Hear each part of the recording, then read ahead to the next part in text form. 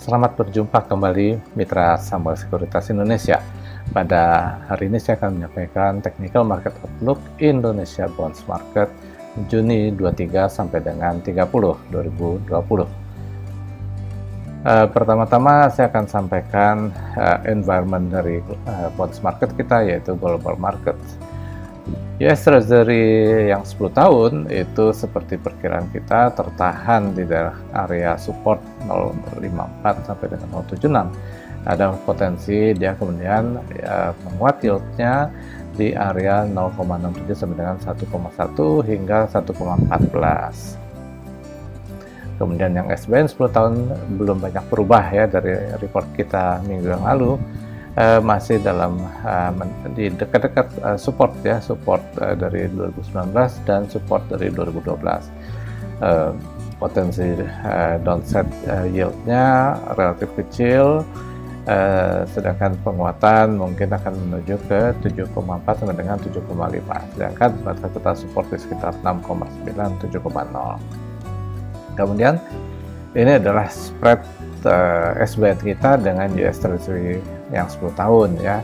Sejak minggu lalu nggak banyak berubah, masih bertahan di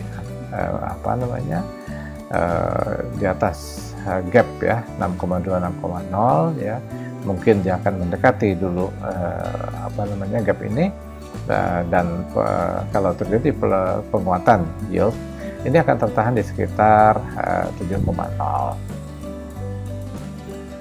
Nah, ini yang IDMA, indeks IDMA, dia masih nggak banyak berubah juga dari minggu lalu, masih tren naik dan semakin menjauh gap ya, 95.43 94,8, dan kalau kemudian harganya menguat, dia bisa ke arah 97.8 sampai 99.3 gitu ya. Perubahan tren naik ini menjadi tren turun atau sideways kalau kemudian harganya turun di bawah 94,8. Kemudian Indonesia CDS yang 5 tahun juga belum banyak berubah dari minggu yang lalu, tapi dia masih di bawah 135, artinya masih di bawah trend line yang dari 2009, jadi masih cukup baik ya buat market kita. Kemudian kurs rupiah kita melemah seperti perkiraan dan cenderung akan konsolidasi antara 13.800 sampai dengan 14.550, mengulang konsolidasi yang terjadi di 2019. Kemudian gold ya masih tren naik dan sekarang sedang menguji harga tertinggi sebelumnya di 1765. Nah, kemungkinan sih ada koreksi dulu ya menuju ke dalam koreksi ya, bisa koreksi dalam range antara 1767 sampai dengan 1765, dan titik kritikalnya itu ada di 1700 sampai dengan 1640. Kalau kemudian harga gold turun di bawah level itu, dia akan mengakhiri tren naik yang terjadi sejak 2019. Nah, kita kemudian masuk ke bonds market ya. Jadi ini adalah yield curve ya. Nah, yield curve dari ya bonds yang 1 tahun, 2 tahun, 3 tahun dan seterusnya. Yang biru ini adalah yang 23 Juni ya, yang terakhir. Sedangkan yang titik-titik hijau ini adalah yang bulan yang lalu. Nah, kita lihat bahwa yield mengalami penurunan dan kemudian penurunan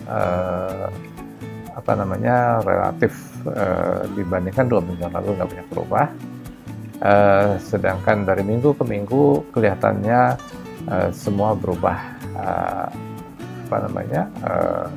melemah ya dibandingkan sebelumnya minggu yang lalu, kecuali yang 10 tahun ya sedikit menguat. Kemudian ini adalah spread government bonds yang 10 dengan 2 tahun, trennya masih naik ya, spreadnya juga menguat kembali, dan meskipun ini masih sudah mendekati ya harga-harga tertinggi sebelumnya. Jadi ini pola-pola yang lazim ya di Bollinger ini adalah ketika harga mendekati Bollinger Tengah ini kemudian dia menguat kembali. Nah, nanti di daerah-daerah area bagian atas Bollinger ini kita lihat lagi apakah dia terkoreksi lagi atau tidak gitu ya. Oke, kemudian kita ke benchmark 5 tahun FR81 maturity 2025 ya, seperti perkiraan masih menguat dan mengarah ke 100,2 ya, dengan support sekarang 99,3 sampai dengan 98,4 gitu ya. Kalau dari Bollinger Stochastic-nya ini terjadi penguatan ya setelah berada di level-level Bollinger bawah dan sekarang sedang menguji Bollinger tengahnya. Nah, ini apakah dia bisa melanjutkan kenaikan? Nah, kalau dia melanjutkan kenaikan, harga berlanjut. Tapi kalau kemudian di level Stochastic ini melemah, turun, ini juga turun. Dan sebenarnya tendensinya sih sudah agak-agak turun ya, seperti yang terjadi di sini gitu ya. Baik, sekarang benchmark yang 10 tahun FR082 maturity 2030 ya. Jadi seperti perkiraan kita di laporan lalu, dia bergerak flat, range-nya adalah antara 97,4 sampai dengan 101,7 gitu ya. Dan kalau kita lihat dari Stochastic-nya juga sudah cenderung melemah, momentumnya sudah jauh berkurang. Stochastic-nya sudah menembus garis tengah Stochastic dan Stochastic cenderung turun ya. Harga berada di Bollinger bawah, ada kemungkinan dia rebound. Nah, nanti kita lihat apakah dia mampu tembus di level tengah dari Bollinger Band Stochastic ini. Kalau berhasil, maka dia akan melanjutkan ke batas Bollinger Band atas dan harga juga bisa cenderung menguat ya. Jadi saat ini kita kalau ada penguatan hati-hati, kalau ini ada cenderung melemah gitu ya, jadi mungkin ini akan melemah gitu. Kemudian yang FR15 ya, benchmark 15 tahun FR80 maturity 2035, harga juga bergerak naik ya meskipun tipis gitu ya, dengan support di 98,3, potensinya dia menguat hingga 100,3 gitu ya. Kita lihat Bollinger Band-nya, Stochastic-nya sudah turun ya dari Bollinger Band, kemungkinan dia berada di Bollinger bawah, kemungkinan ada rebound. Nah, nanti tergantung di pertengahan ini apakah dia bisa berlanjut ke arah Bollinger atas atau malah terkoreksi. Nah, kalau terkoreksi maka harga dari FR80 ini juga cenderung menurun. Saat ini sih berpotensi masih menguat ya.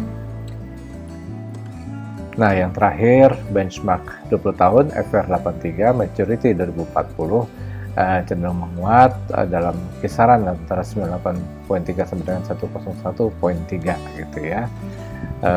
Namun kalau kemudian dia turun di bawah 98,3 bahkan 96,3, ini maka akan mengakhiri tren naik yang terjadi sejak April gitu ya. Jadi itu aja yang saya sampaikan. Terima kasih, semoga bermanfaat.